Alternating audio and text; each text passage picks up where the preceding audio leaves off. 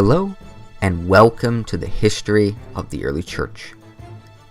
Episode 38, The First Monk of the World. In this episode, we introduce Christian monasticism by looking at the earliest known desert father, Antony of Egypt, or Antony the Great. Christian monasticism began primarily in Roman Egypt during the later half of the 3rd century. Monasticism is essentially a type of Christian asceticism, the practice of denying physical comforts and pleasures, such as food, sex, and material possessions, to achieve spiritual goals. Asceticism had for a long time been a component of first Jewish and then Christian spirituality. During the Second Temple period, monastic-type sects like the Essenes of the Judean desert or the Egyptian Therapeutae described by Philo of Alexandria adopted lifestyles of strict ascetical discipline. These usually included celibacy, fasting, simple living, and separation from the wider Jewish and Greek worlds, all the while maintaining a contemplative life. Although with the rise of the rabbis, Jewish asceticism became less common, many of these practices would survive in the early church, and from there become staples of the monastic lifestyle. Even before what we call monasticism had originated, the early church already counted among its members consecrated virgins, and also prescribed general fasting among other ascetical practices. Perhaps most famously, we saw how early in his life, Origen of Alexandria adopted a strict ascetical lifestyle, which Eusebius styles the philosophic life. Origen's views on asceticism, and his theology in general, would be a major source of influence, however controversial, on the early Christian monastics. In general, the early monks believed their lifestyle was a higher calling by God, the purpose of which was to master one's nature. By engaging in ascetical effort, a Christian could learn to control his or her passions, rather than be controlled by them. In doing so, they were imitating Christ, who, as both God and man, had complete control over his human nature. Early Christian monasticism has left us with numerous texts and personalities from antiquity, informing us about the lives and teachings of the Desert Fathers, so named because these monastic church fathers originated from the Egyptian and Syrian deserts. In all honesty, early Christian monasticism really deserves its own podcast. There are so many stories and sayings concerning the various men and women who took up the ascetical lifestyle in late antiquity that to give their history a thorough coverage would require a second podcast. As a result, I will not be giving the Desert Fathers the same level of coverage in our story as I have for the other church fathers we have discussed. Instead, I will follow the tradition of the 5th century church historians by limiting our discussion to only the most important monastic figures of the age, with the occasional anecdote or cameo thrown in for good measure. Quite simply, to do otherwise would utterly derail the podcast and destroy all sense of a coherent narrative, with the great church as our historical protagonist. While a significant amount of monastic literature has survived to illuminate the Desert Fathers of the 4th and 5th centuries, the earliest phase of monasticism, the later 3rd century, is shrouded in obscurity. The first appearance of the term monk in the historical record is a legal text from Roman Egypt, dated to 324 AD. The mention of a monk in this text is so innocuous and matter of fact that the monk must have already been, by the early 4th century, an established and commonly recognized figure of rural Christian Egypt. So who were these first monks? There is a figure of Christian legend named Paul of Thebes, allegedly the actual first Christian hermit. Our knowledge about Paul comes by way of a biography written by the 4th/5th century Latin church father Jerome.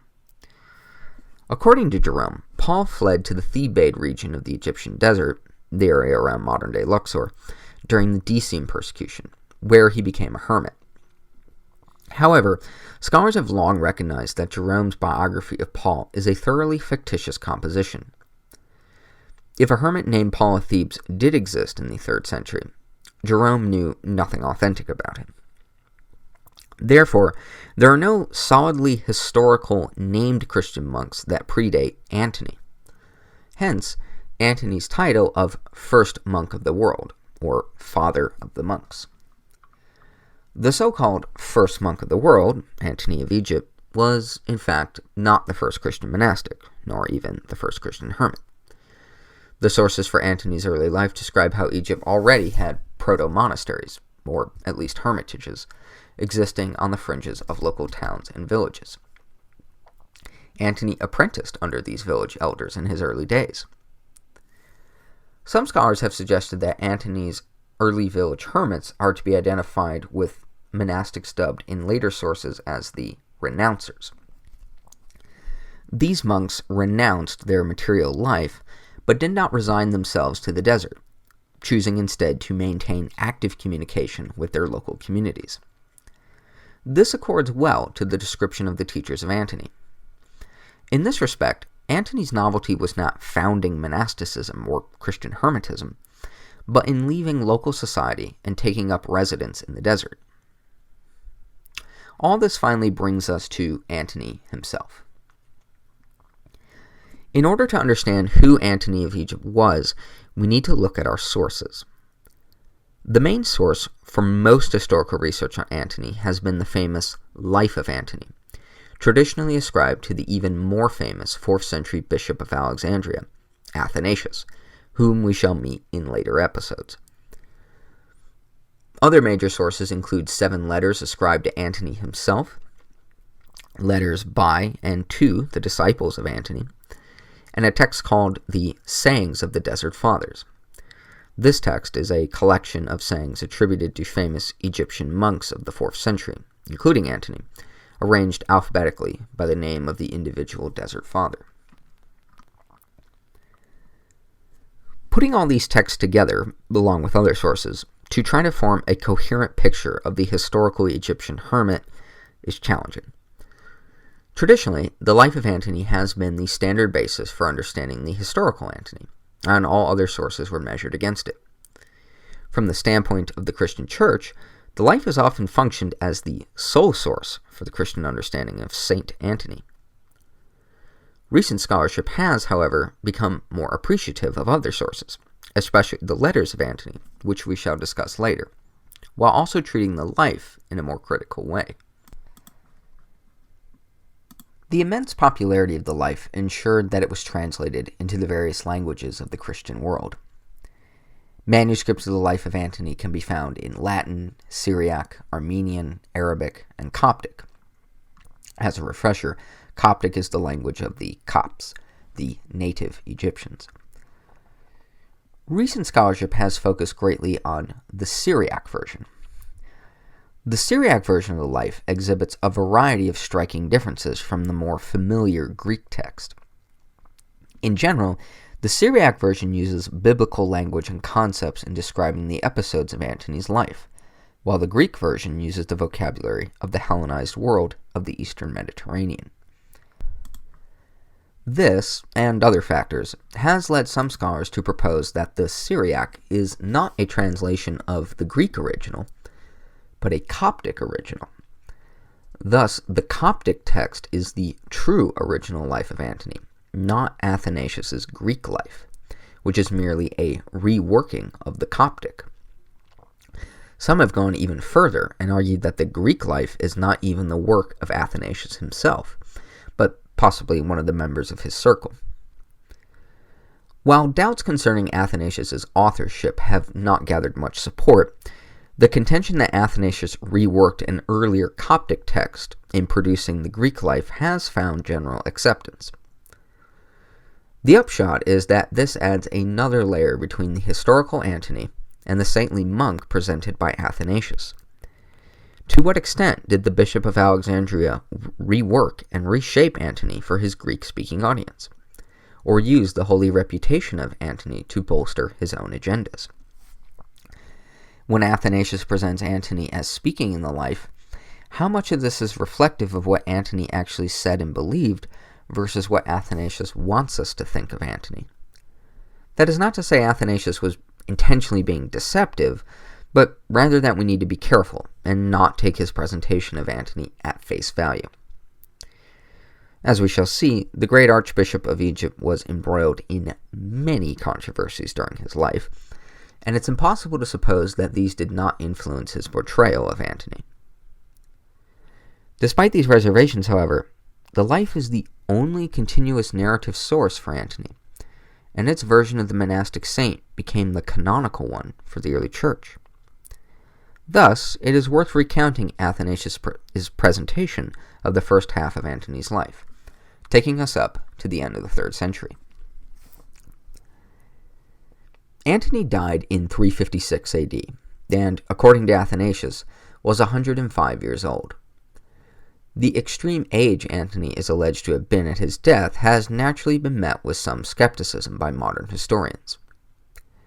Most, however, seem inclined to give Athanasius the benefit of the doubt here. Centenarians, though rare in the ancient world, are not unheard of. Other examples, or near examples, include Pharaoh Ramesses II of Egypt and the 4th century church father Hosius of Cordova. It is on the basis of Antony's age at death that all the dates for his life are subsequently calculated. Therefore, if we reject Athanasius' testimony, there isn't really anything else to put in its place. If Antony was 105 years old at the time of his death, then his birth can be placed around 251, during the time of the Decian persecution and the episcopate of Dionysius of Alexandria. He was born to a well-to-do Coptic Christian family of a Nile village, and grew up during the little peace of the church ushered in by Gallienus' legalization of Christianity in 260. When he was around 18 or 20 years old, his parents died, leaving him with a large family farm and his younger sister to look after. Less than 6 months later, Antony received his call from God to the monastic life. While walking to church, he mulled over the description of the earliest Christians in the book of Acts, where all things were held in common, and they surrendered their property at the apostles' feet, knowing greater reward lay in heaven. It so happened that the gospel passage being read that day was the story of the rich man and Jesus from the Gospel of Matthew, chapter 19. In the gospel account, a rich man asks the Lord what he must do to have eternal life and be perfect, to which Jesus answers, "If you want to be perfect, go, sell your possessions, and give to the poor, and you will have treasure in heaven. Then come follow me." When Antony heard this, he immediately identified himself with the rich man from the passage. Christ was not speaking to some long-dead Jewish noble, but to Antony himself, as it were. Unlike the rich man, who went away sad on account of his love of his wealth, Antony immediately followed the command of Christ. Literally. He sold all his possessions, his entire familial inheritance, to the local townspeople, and donated the proceeds to the poor, keeping only a small amount for his sister. But when Antony again entered church, he heard the gospel reading, this time Matthew 6, where the Lord instructs his disciples not to worry about tomorrow.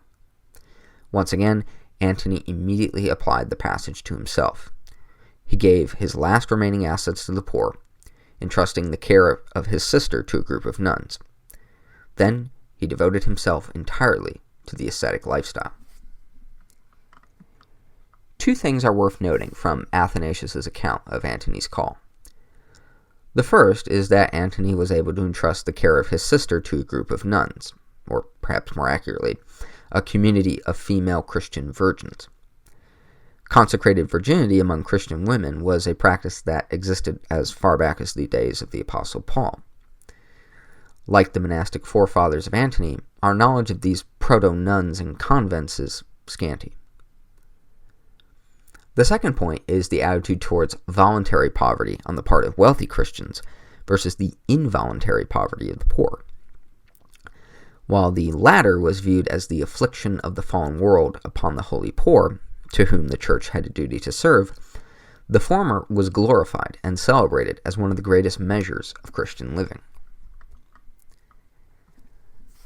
Having now embraced asceticism fully, Antony sought out the local Christian hermits on the edge of the village. From these elders he learned the virtues of monasticism, including forbearance, patience, kind-heartedness, and most importantly, love for God and for one another. After he spent time with the local hermits, he would return to his personal place of ascetic practice, where he would pray without ceasing. Antony supported himself by means of manual labor, using his small income to buy food and give to the poor. He also, of course, devoted himself to learning the Holy Scriptures, memorizing as much biblical literature as he possibly could. It was at this point, Athanasius says, that the devil and his minions began their attack on Antony. The picture of the monk as a spiritual gladiator who engages the demons in epic battles using the weapons of prayer, fasting, and the scriptures would become one of the stock themes of early monastic literature. Athanasius' depiction of Antony's spiritual warfare became the archetype for this theme. The devil began his attack insidiously. He reminded Antony of his past life, his property, his sister, his wider family, and the comforts of home and food. The enemy then displayed the frailty of the human body, and the length of time it would need to endure if Antony was to continue being a monk for the rest of his days. But these measures failed in the face of Antony's determination, and so the devil turned to a baser tactic, the spirit of fornication.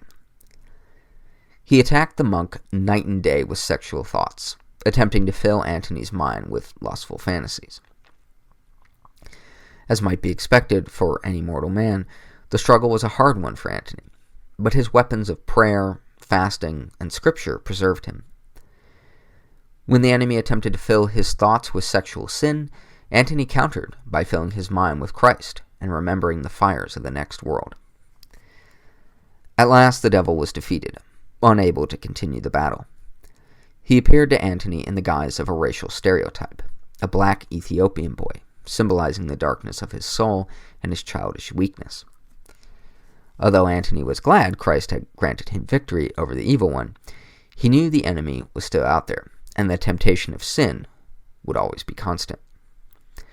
So he began practicing an even more austere asceticism in order to bring his body into submission. He ate at most once a day, and sometimes every other day. He kept nocturnal vigils, and would even go entire nights without sleeping. He detached himself further from the world, even ignoring time itself. The villagers were amazed by the zeal and ease with which Antony embraced these measures, but he was determined to master his human nature and lay low the body's desires on behalf of his soul. According to Athanasius, Antony succeeded, and his austere asceticism allowed him to master himself. He was now ready to do battle once more with the demons.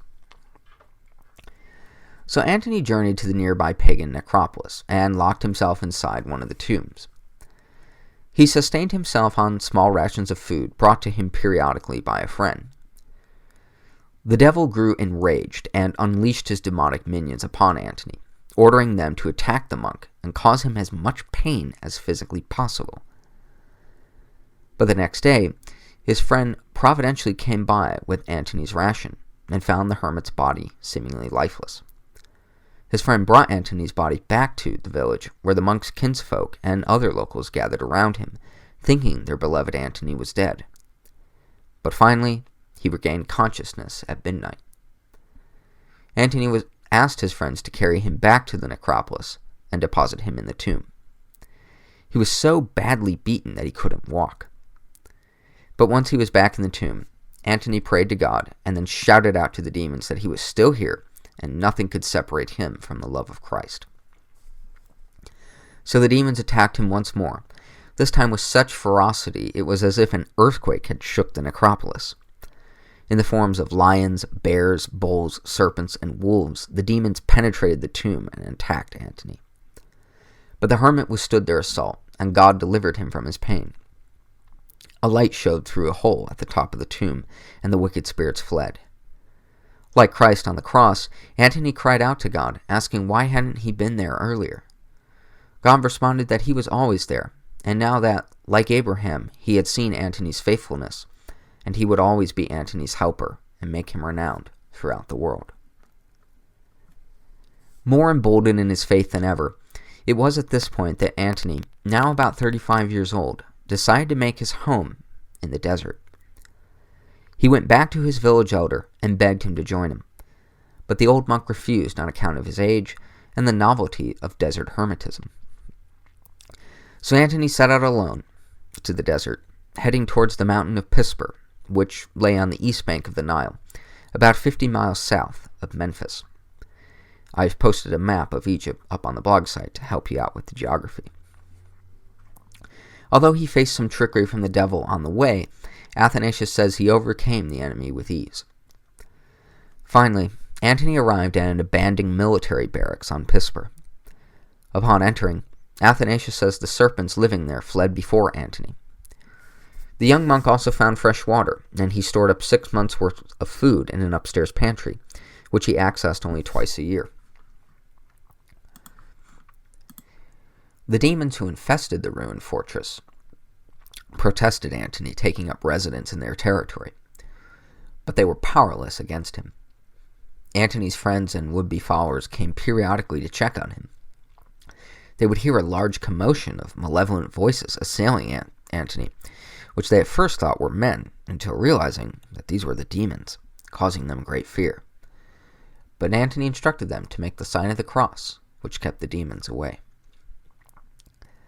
For the next 20 years, Antony would remain in the abandoned fort of Mount Pisper. It was here that Antony truly became a hermit, and specifically an anchorite, one who withdraws from the world into solitude. It is unclear if Antony was the first anchorite. After all, the village elder monks, while hermits, were not isolated from either their hometowns or each other. But whether or not he was the first anchorite matters little. Antony would soon be seen as the founder of anchoritic monasticism, the first of the two types of monasticism, the other being cenobitic or communal, where groups of monks live together in common, something we shall discuss in a future episode. With that, we end our retelling of Athanasius' account of the first half of Antony's life. As I mentioned before, although Athanasius' life of Antony is the most famous of our sources, there are others. The letters of Antony are perhaps the most intriguing, and arguably the most important. If the letters attributed to Antony are actually authentic, then it is the letters which should be given priority among our historical sources. In recent decades, the tide of scholarly opinion has shifted decidedly towards the letters being authentic, and thus by implication, they need to take priority over the life of Antony. The relationship of the letters to the life is further complicated by the fact that each presents different portraits of Antony and different theologies. That is not to say they wholly contradict each other, but there are real differences, some of which are quite profound. Typically, Athanasius' Antony is viewed as an illiterate hermit, strongly infused with the biblical tradition, but uninfluenced by Greek thought. Indeed, this is the way many of the early desert fathers are portrayed. Simple, uneducated persons who, although they lack a formal Greek education, possess knowledge greater than any philosopher on account of being steeped in the Bible and their spiritual closeness to God. In contrast, the Antony of the letters appears to have at least a basic acquaintance with Greek thought. In the letters, Antony's central theological concern is gnosis, knowledge. In particular, the knowledge of oneself and how that brings man close to God. For by knowing themselves, the Christian understands his or her nature, and therefore their Creator. The emphasis on gnosis does not sit well with that of the unlettered biblical hermit Athanasius describes. Instead, Antony in his letters bears stronger affinities to Clement and Origen of Alexandria. Some scholars have even described Antony as an Origenist. His letters seem to assume an Origenist view of the world, that originally creation consisted of pre-existent minds which fell away from God. For the Antony of the letters, self-knowledge is the way of salvation and the way of return to the original, rational state of creation. This idea of creation needing to be restored to its rational state is found in the later parts of the life when Antony debates pagan philosophers. But the schema of salvation is quite different. For the Antony of the letters, the history of salvation is the history of God's overtures to fallen humanity, from Moses to the prophets to Christ. For the Antony of life, however, salvation is about Christ's victory over death. Athanasius maintains a strict Christocentric theology in the life. The text is always quick to point out that it is not Antony who has spiritual power in and of himself, but Christ acting through Antony. The emphasis is on what Christ does through his servants. In contrast, Antony in his letters is focused on the coming of Jesus and his mission for the world. Another interesting difference is the role that Christ plays in the life as the one who, through asceticism, restores the body and soul. In Antony's letters, it is the Holy Spirit who performs this function. When it comes to demons, the image of Antony engaged in quasi-physical battle with the evil spirits contrasts sharply with the demonology of the letters. While the demons in the life are physical and visible, even going so far as to assault Antony, the demons as described by Antony in his own letters are invisible and need human beings to act in the physical world. Despite these differences, however, there is much between the life and the letters which complements and agrees with each other. In terms of biographical details, there are hardly any in the letters, and nothing which appears to contradict the narrative given by Athanasius. Though Athanasius is often read as saying Antony was illiterate, this is an overreading of the text. The life even makes mention of Antony writing, or at least dictating, letters and communicating via that means. Rather, Athanasius is saying that Antony is different from a Greek philosopher, whose knowledge comes from Greek literature, not, as both the life and the letters agree, the knowledge within, which is ultimately from the kingdom of God within the believer. Both interact with Greek thought, but in different ways. Athanasius presents Antony in terms that appeal to a Hellenized audience, while the letters draw from the Hellenized and Origenist theology of Christian Egypt. Nevertheless, both texts are thoroughly biblical. The life is saturated with references and quotations of the biblical texts, from the call of Antony when he hears the passage from the Gospel of Matthew, to the way Athanasius models the disputes of Antony and the philosophers on those of Jesus and the Pharisees. The letters are also deeply rooted in a biblical spirituality. Nearly all the letters summarize salvation history by covering Moses and the prophets of the Old Testament and concluding with Christ in the New. While it is not clear to what extent Antony was exposed to Greek texts, he could have just as easily been influenced by contemporary Alexandrian theology, the scriptures are the only works his letters quote, and they are quoted profusely. Though Athanasius has no doubt transformed the teacher of self-knowledge found in the letters into the demon-fighting anchoritic archetype of the life, there is still much we can learn about who the historical Antony of Egypt was, and why the Coptic hermit became so renowned in the Christian Church. As always, thank you for listening. Next episode is the last one before our narrative break episode series. We'll be covering everything from the Bible to theology to the church's relationship with non-Christians in the first 3 centuries. You can ask me just about anything, and I'll try to incorporate your questions into my research or include them in the Q&A episode at the end. So don't forget to send in your questions and requests. You can email me at HistoryoftheEarlyChurch@gmail.com, post a comment on the Facebook page, facebook.com/earlychurchpodcast, or post a comment on the blog site, historyoftheearlychurch.wordpress.com.